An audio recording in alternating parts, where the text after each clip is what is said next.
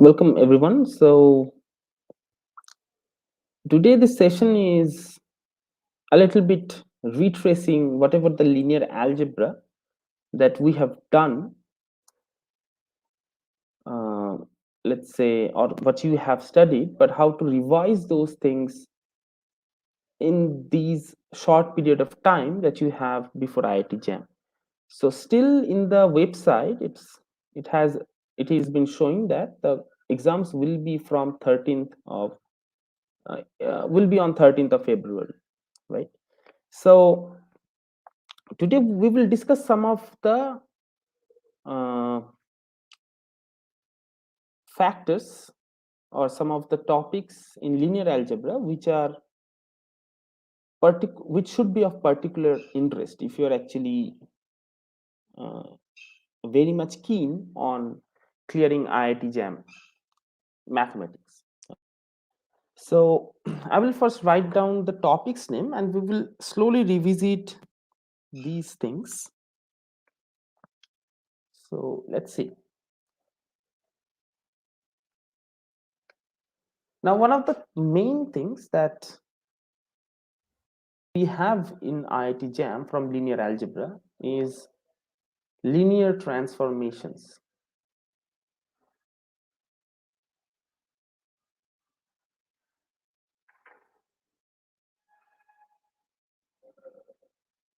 So linear transformations actually plays a huge role in IIT JAM question selection from linear algebra setup. So one of the things that you can be very sure to have in your IIT JAM, one of the questions from your IIT JAM is they will ask you to kind of compute the rank of a finite dimensional linear transformation. Okay, so the fact is that the linear transformation problems, if I solely try to categorize these problems, so mainly rank nullity and eigenvalue, eigenvectors. So these are, I mean, the broader sections from where you will see that problems are actually uh, given in IIT JAM on a regular basis. So so we all know what linear transformations are. Okay, so suppose I give you a linear transformation T from V to W, and whenever we are talking about rank and nullity problems, what happens is that more than often you have to kind of produce the matrix of that linear transformation. Okay, so suppose one of the very famous questions of IIT JAM is it follows this pattern. So let's say they will give you this type of vector spaces. So this is a vector space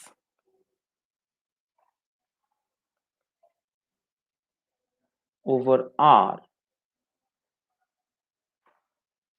which contains all polynomials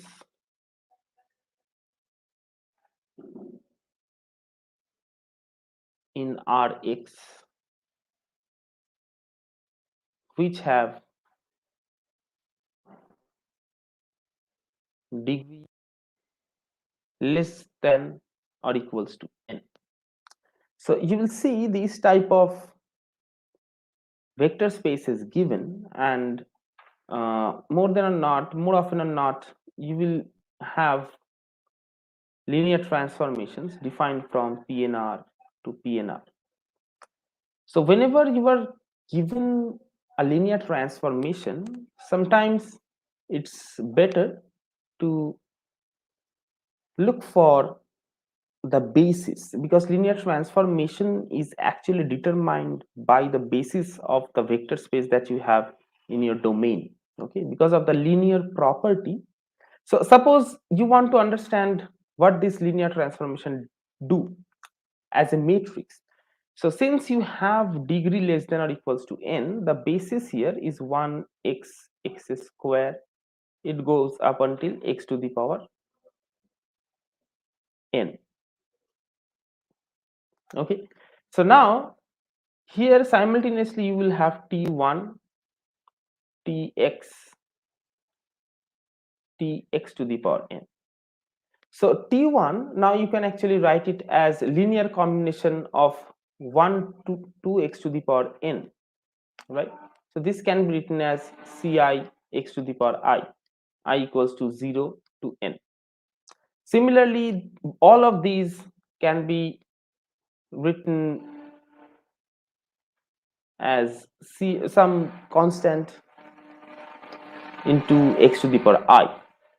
Okay, so the moment you write this, from here you get the matrix, and from there you can kind of evaluate what is the matrix of your linear transformation is, and from there you can actually, I mean, you can understand what the rank and the nullity of this linear transformation is, because rank and nullity of these linear transformations is sometimes it is difficult to understand without the matrix formulation.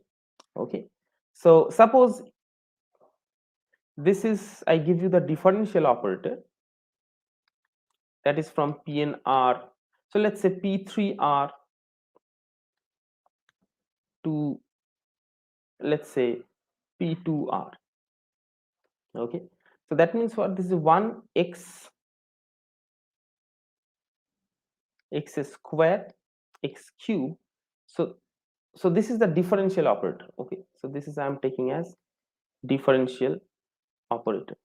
So now if you take 1, so then after applying the derivative it is 0. So x, this is 1, x square, this is 2x, x cube, this is 3x square. So 0 you can write it as 0 into 1 plus 0 into x plus 0 into x square plus 0 into x cube. So 1, it is 1 into 1, apart from everything this is 0. Then the 2x thing you can actually write it as 0 into 1 plus 2 into x, everything except is, okay. So lastly this is 0, this is also 0, this is 3 into x square, then this is 0. Now see, whatever the coefficient you have here, you will just have to take the transpose of it to make sure what the matrix formulation of your linear transformation is. So if you look at these things, the coefficients are these 0. So I will try to highlight the coefficients.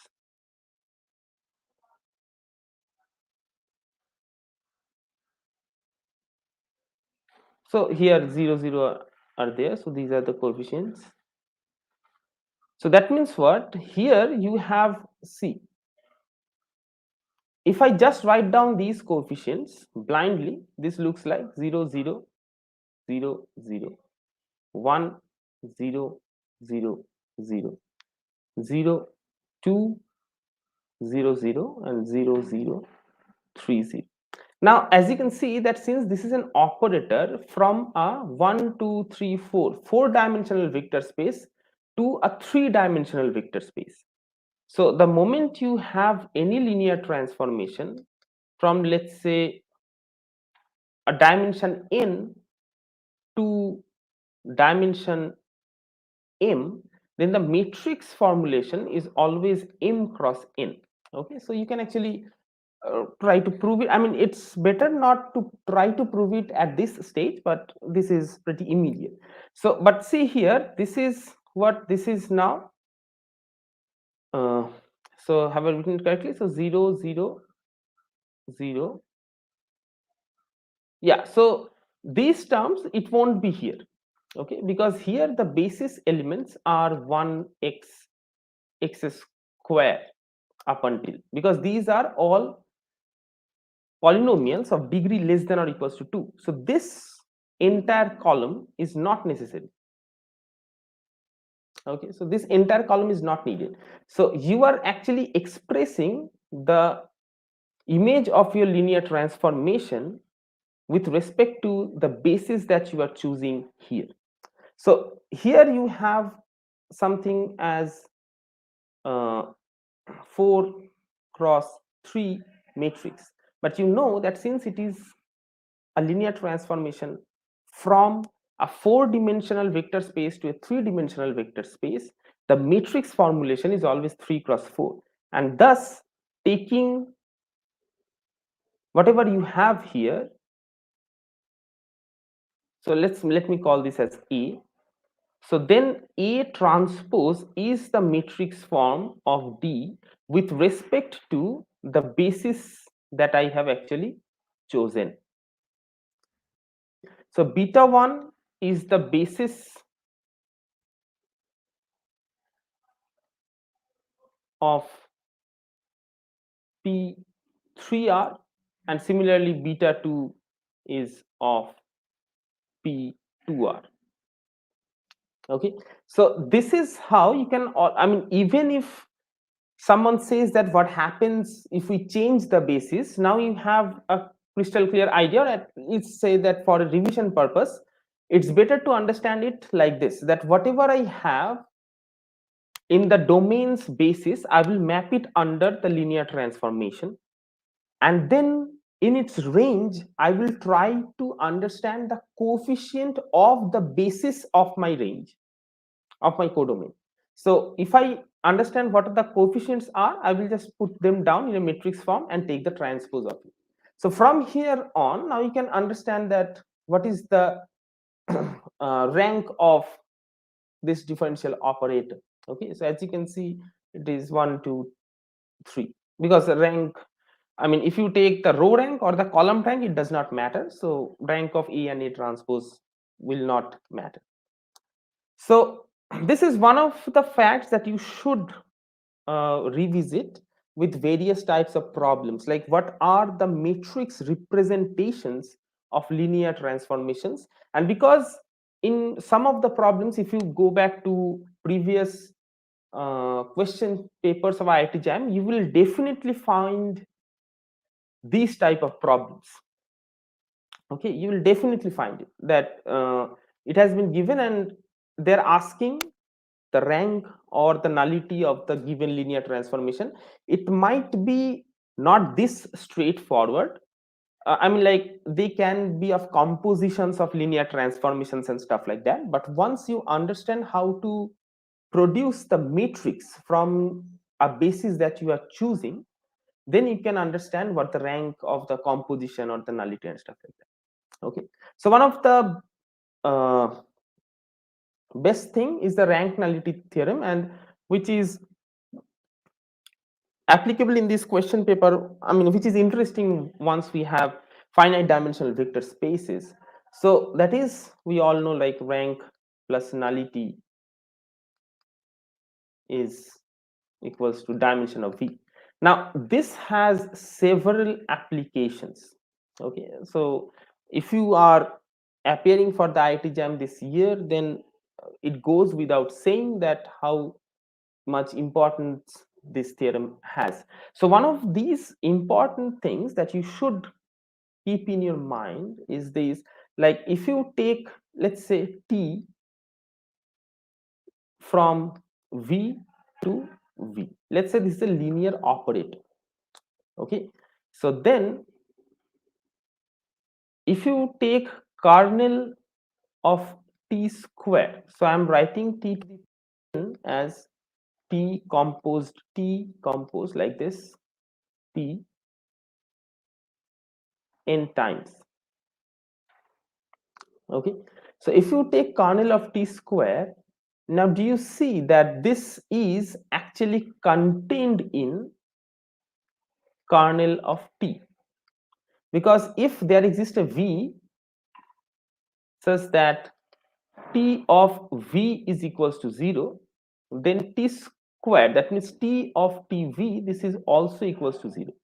This implies that v, sorry, I mean, like, it's the other way. So if v belongs to kernel of t, then v belongs to kernel of t square. Yeah, so let me correct it. It's the other way around.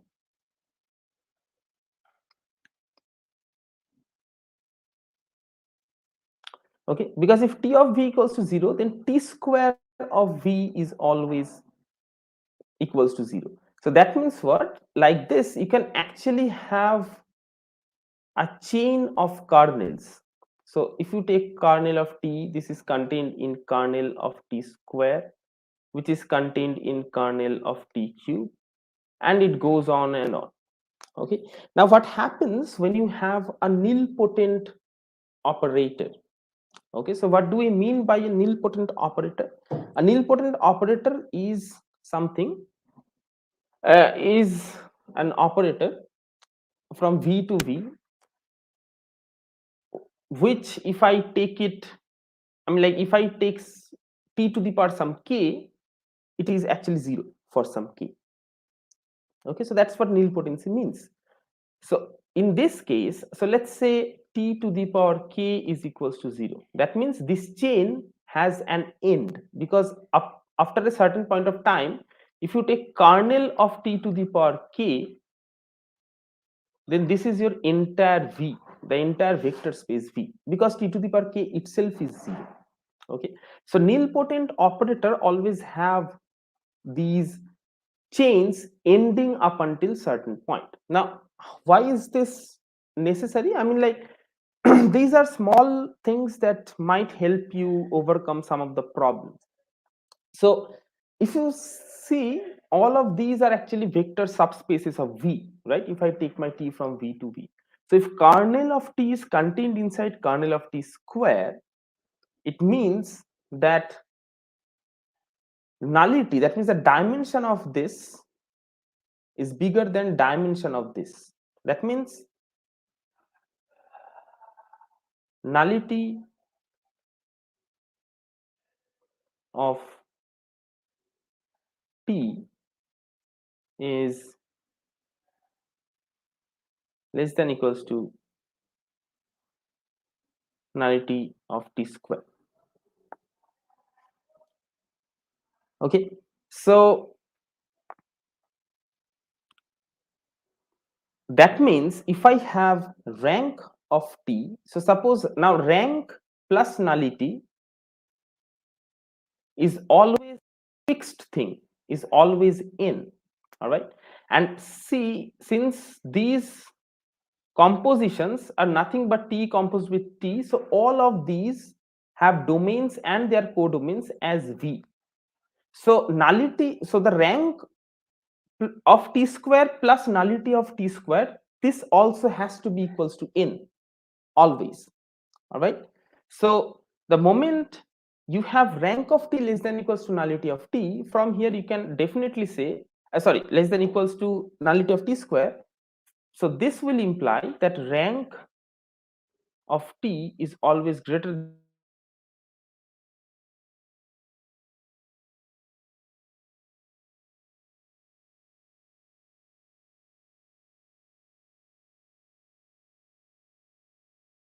have this. So there are some of the problems which requires these type of things.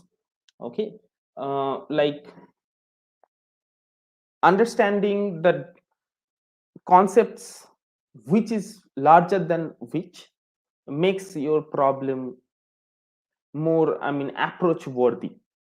Okay, like if you know that this rank is greater than this rank, then you know that, I mean, the number of linearly independent columns in one matrix is greater than number of linearly columns or rows in the other one. So these are small details that we are trying to revisit in today's session, which might actually help you later. So that the first thing is the matrix representation of a linear transformation. So this is the matrix representation of the linear transformation. And the second thing is the rank. Okay. So one of the things that people are not very sure about is the direct sum decompositions. Okay, so but for the last minute revision, you just need to understand the direct sum as the definition. So if I take two so if I take v direct sum w is equals to some v prime, so then what am I actually trying to say is that if I take any small v prime in v prime, then it can be written uniquely by elements of v and w. Okay, so now what does this actually mean? It means that as a set, v prime is same as v plus w, so this is as a set, and v intersection w is 0. So this is the direct sum decomposition. Now one thing that you might want to remember whenever you are talking about direct sum of matrices. Okay, so what do I mean by, if let's say a belongs to, so let's say b and a, all of these belongs to m in R, right? So then what do we mean by a direct sum b? So this means that a direct sum b means, so both are n cross n matrices, right? So the first n cross n blocks, this is a. The from where it ends, just below it, so this is the block decomposition type. So if you have seen Jordan block decompositions and stuff like that, it might be easy. So suppose if I have something like this, let's say a equals to 0 1 0 0 and b equals to 1 0 0 0. So then what is this direct sum? This, so this direct sum, so direct sum of these two matrices is practically, so this is the 2 cross 2 part, and then here you have the another 2 cross 2 part. So apart from these two things, 2 matrix and these 2 cross 2 matrix both are 0. So what does this actually give you? So this actually gives you very important things or insights about ranks, nullity, I mean all these things of direct sum of matrices. And also this type of block matrix, I mean, is very interesting because whenever you, I mean, square it or cube it, then this will be just a cube b cube. I mean, just blocks gets multiplied to box. Okay, so these are the things that are important in linear transformation, I mean, from the very broader perspective. So it's better if you just look into these three things from whatever the books that you have read, some of the good books that you have read, or you can go through the Hoffman Kunz RT, these setups. All right, so, so now after this linear transformation part, the one thing that is very much, I mean, important in any competitive exam is the characteristic polynomial and minimal polynomials. So in short, I will just state these entire section as diagonalization.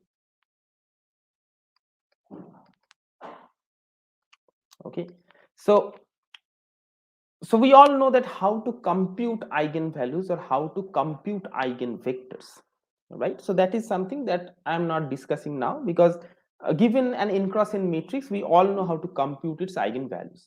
Now we'll know that what is the characteristic polynomials, right? So the characteristic polynomial of a matrix, let's say of an n cross n matrix, is basically the determinant of a minus lambda I.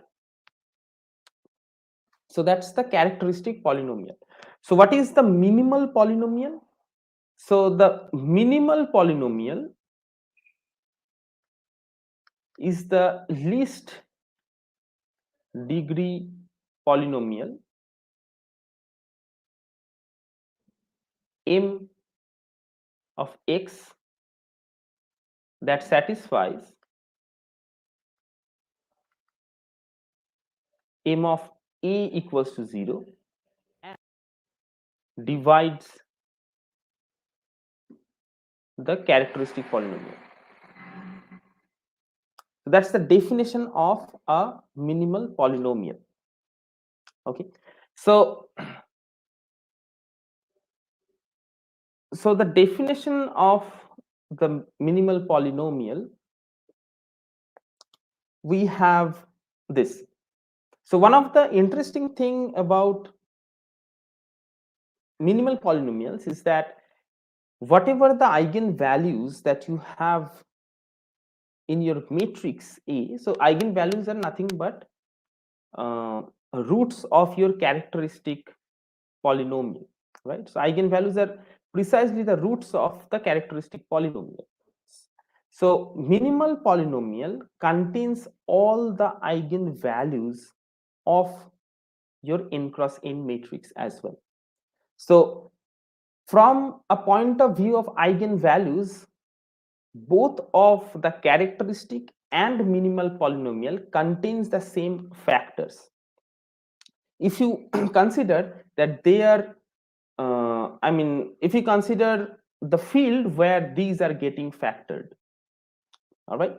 So one of the fact that is, there are plenty applications of minimal polynomial characteristic polynomial, but one of the most important things to remember is that if there exists a polynomial p of x such that p of a is equals to 0, then mx divides px.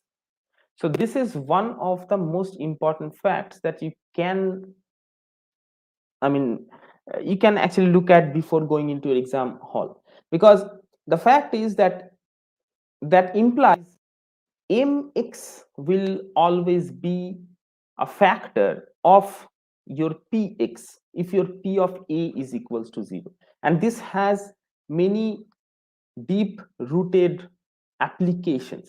Okay, so suppose you want to understand if the polynomial is irreducible or not. So sometimes what happens is that if you want to understand diagonalizability over a certain field, then irreducibility of a polynomial might give you something. So from there you understand, okay, so if this is my polynomial, so suppose you have been given a 3 cross 3 matrix, but the polynomial that you have been given is a degree 4 polynomial. Okay, so from here you factorize some certain part, and given certain conditions you understand that, okay, so this degree 2 part is the minimal polynomial. So this, regarding this, the matrix should have these properties. So this remark that if there exists a polynomial such that p of a is 0, then the minimal polynomial will absolutely divide that polynomial is kind of a very crucial thing to understand in some certain circumstances. Okay, so now about diagonalizability. So diagonal matrices. So when do we say a matrix is diagonalizable? When we have the same number of linearly independent eigenvectors as the number of the column vectors, right? So let's say A is an n cross n matrix, and V1 to Vn is a collection of eigenvectors.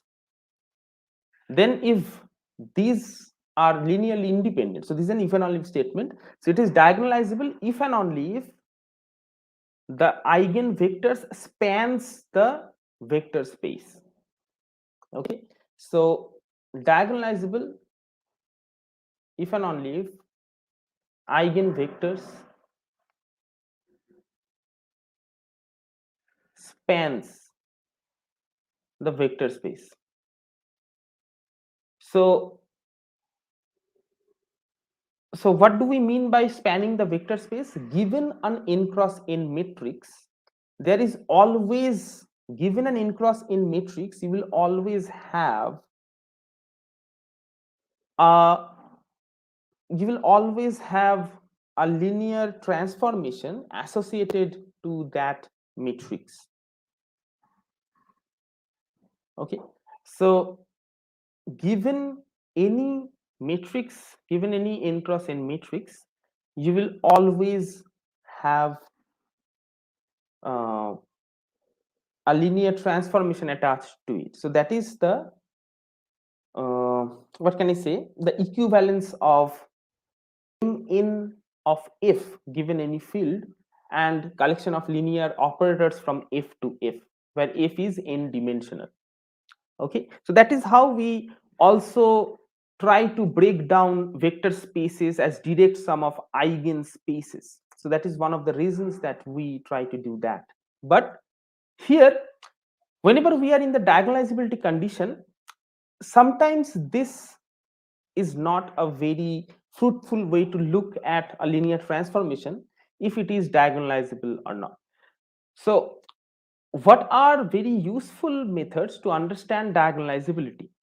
So if you want to understand a matrix, an n cross n matrix over any field is diagonalizable, look at the minimal polynomial. So this is diagonalizable if and only if the minimal polynomial is split without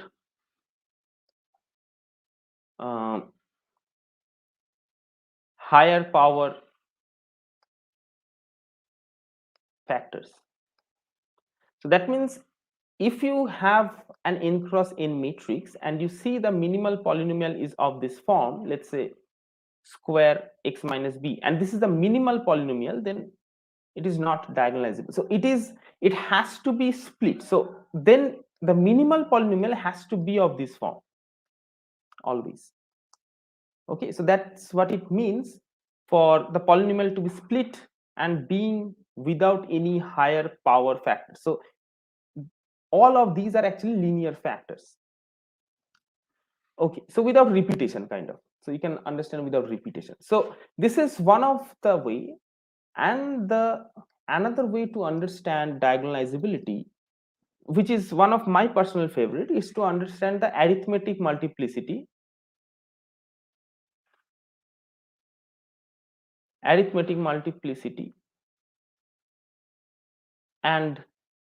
geometric multiplicity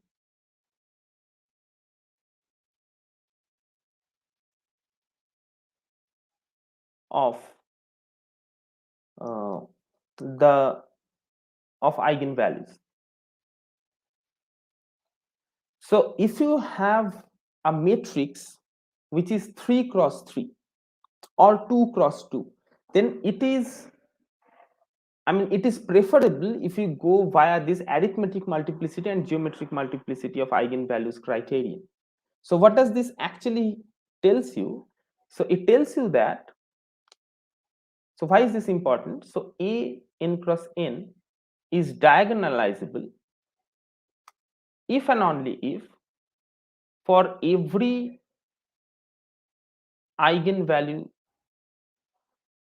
lambda of a, the arithmetic multiplicity of lambda is equals to the geometric multiplicity of lambda. Okay, so this is a very interesting and a very time saving ways to check it. So suppose you have been given a linear operator and you have been told that will this linear operator be diagonalizable, and you can see that this is a linear operator from a 3-dimensional vector space to itself. So that means now from the very first checking, you know that this linear operator is nothing but a 3 cross 3 matrix. It corresponds to a 3 cross 3 matrix. So now you compute the eigenvalues of this 3 cross 3 matrix. So if you compute the eigenvalues of this 3 cross 3 matrix, and for each of those eigenvalues the arithmetic multiplicity is same as the geometric multiplicity, only then the matrix is diagonalizable. So what is the geometric multiplicity? Geometric multiplicity is this. So let's say fix lambda naught as an eigenvalue of A, then the geometric multiplicity of lambda naught is this. So n minus rank of A minus lambda naught I. Okay, so that means basically the nullity of this. So nullity of A minus lambda naught I is the geometric multiplicity of lambda naught. So what is an algebraic multiplicity? Algebraic multiplicity is how many times the lambda is occurring as a root of the characteristic polynomial. Okay, so if both of these things are true, then so suppose you have a matrix like this 1 1 0 1, and suppose you want to understand if this is diagonalizable or not. Now one of the very interesting fact about eigenvalues is that if your matrix is upper triangular or lower triangular, all the diagonal elements becomes the eigenvalues of that matrix. Okay, so this is important remark, so let me write it down. So if E belongs to some mn f is upper triangular or lower triangular,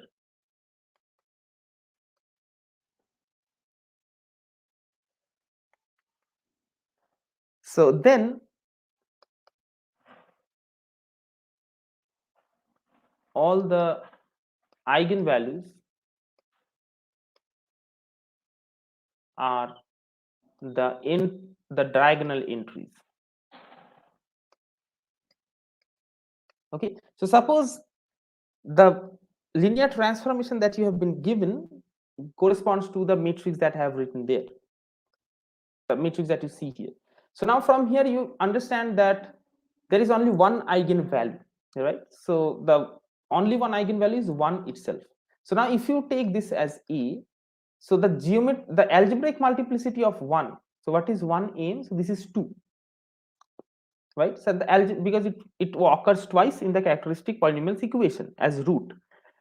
So now what is the geometric multiplicity? So the geometric multiplicity will be A minus I. So like you can see this lambda is 1 now. So first I will try to understand the rank of this matrix. Now what is the rank of this matrix? 0 0 1 0. So the rank of this matrix, if I write now rank, so rank of this matrix is nothing but 1. So that means the nullity, which will be 2 minus 1, this is also 1. So this is 1 but this is 2, hence this polynomial, hence this matrix is not diagonalizable. So this is a very smart way of checking if a polynomial, if a matrix is diagonalizable or not, if of course the order of the matrix is small. Like if it is some 7 cross 7 matrix, then you have to go look for that eigenspace criterion, like the eigenvectors generates the entire vector space. But for smaller cases, this is something that might come in handy.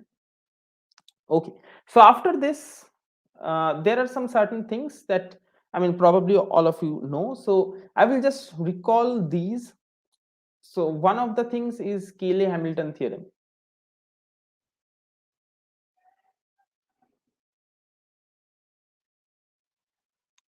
Okay, so please go through the Cayley-Hamilton theorem, because Cayley-Hamilton theorem is something that gives us the relation between a polynomial with a variable x and the same polynomial with the variable as the matrix itself. So suppose if you take the characteristic polynomial, then putting the matrix, so suppose this is, if you take characteristic polynomial of an n cross n matrix, and this is, let me just tell as some p of x, so then if you put p of a, it is going to be 0. Okay, like I mean the variable is now replaced with the matrix A.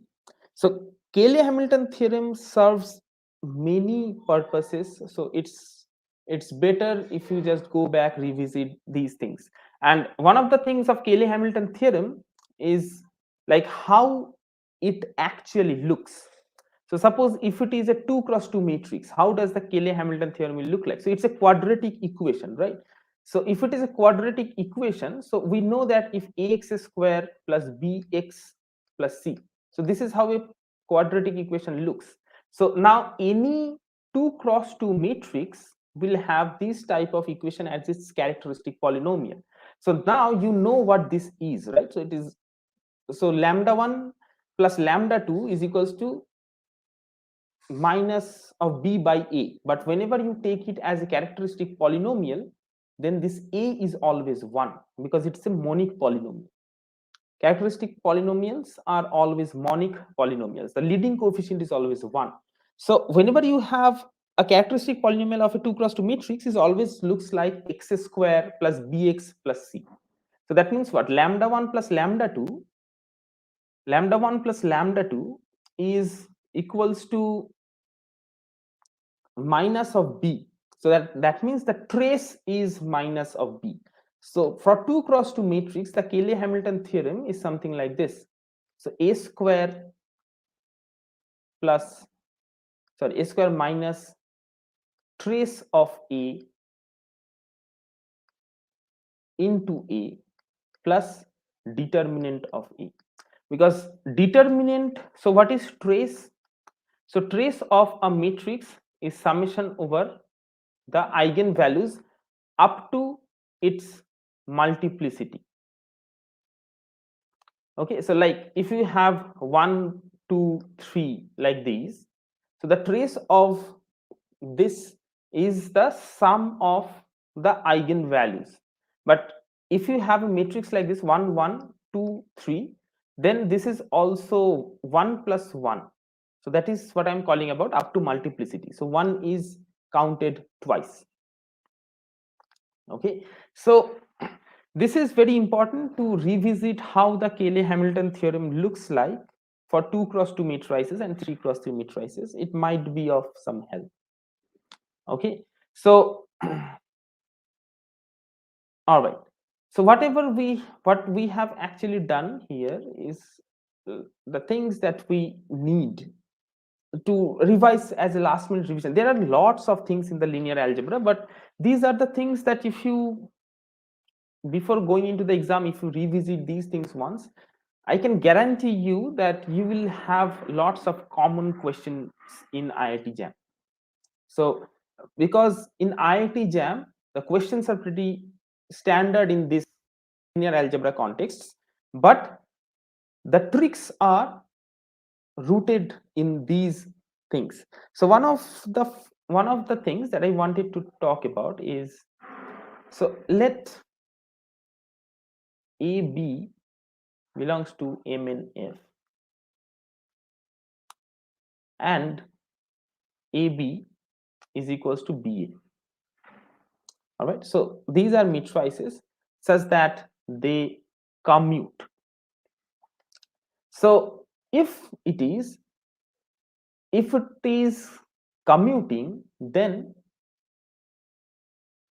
if lambda is an eigenvalue of AB, this implies lambda is an eigenvalue of BA, and vice versa. We will see why. So one of the fact, so suppose lambda is an eigenvalue, that means what? If you take AB and act it on some vector V on Fn, so now so let V be in Fn. So you take AB and you act it on V, so then what you have? So then you have this as some lambda V, right? That's what it means for lambda being an eigenvalue of AB. Now you multiply both sides by B, so then BAB of V is equals to lambda BV, right? Because lambda is a scalar, so B, if I multiply here, then lambda actually goes outside, then it's like this. Okay, So it's not a big issue. But now, since you know that matrix multiplication is associative, okay, so then you can actually write this as something like this: BA of BV, which is equals to lambda of BV.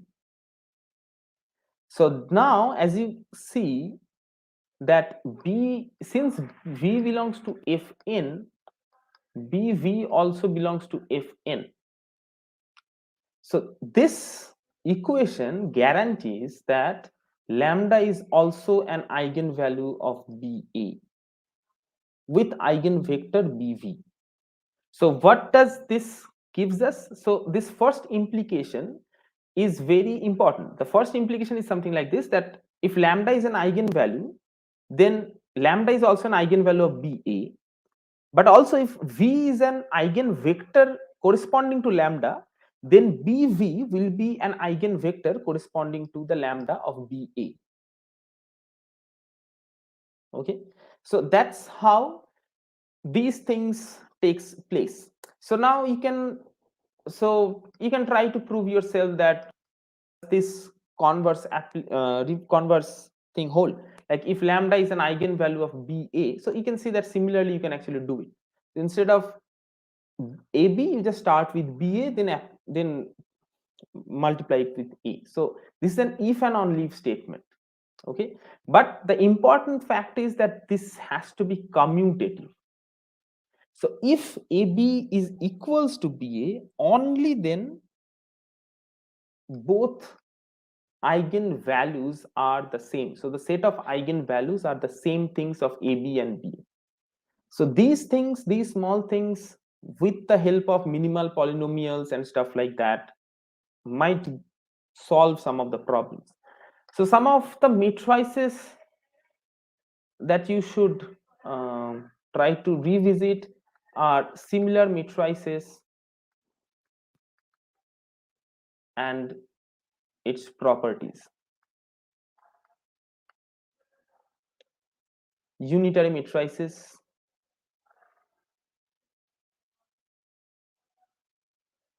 orthogonal matrices. So all of these with their properties and its properties. So these three types are actually intriguing as matrices itself. Okay, so yeah, I think that's, I mean, that's a very gist version of what you want to study for linear algebra.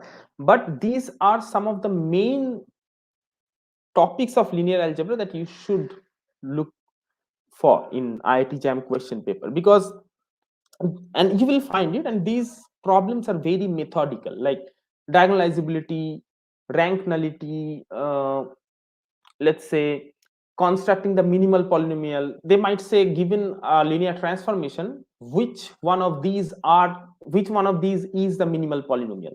These type of questions are also there. So then property of the characteristic polynomial might tell you what the minimal polynomial is.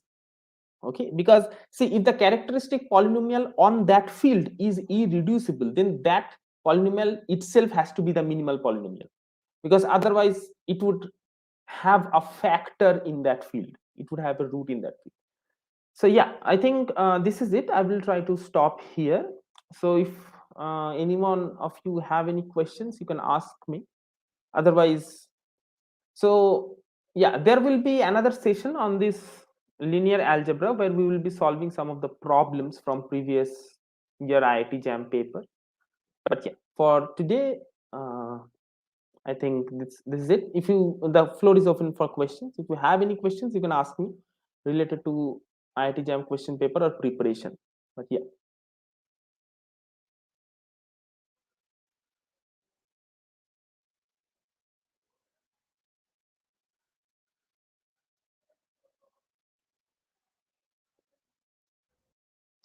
Okay, so if not any questions, then thank you for joining us, and best of luck for the upcoming exams if you're appearing, or even if you are trying to study linear algebra for the first time or you are on course of studying it, these are the key things that you should always keep in mind. Okay, then, thank you and stay safe.